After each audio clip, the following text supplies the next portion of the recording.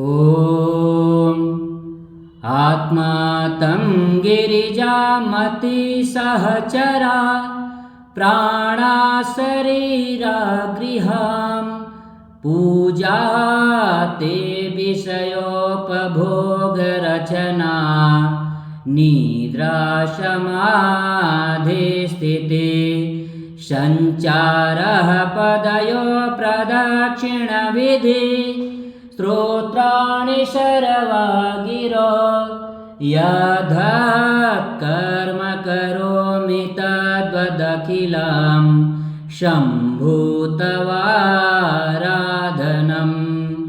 वन्दे देवमुमापतिं सुरगुरु वन्दे जगत्कारणं वन्दे पन्नगभूषणं मृगधरं वन्दे पशूनां पतिं वन्दे सूर्यशशाङ्कवाहननयनं वन्दे मुकुन्दप्रियं वन्दे भक्तजनाश्रयं च वरदं वन्दे शिवं शङ्करं करचरणकृतं वा कायजं कर्मजं वा श्रवणनयनजं वा मानसं वापराधं विहितं वा सर्वमेतत्क्षमस्व।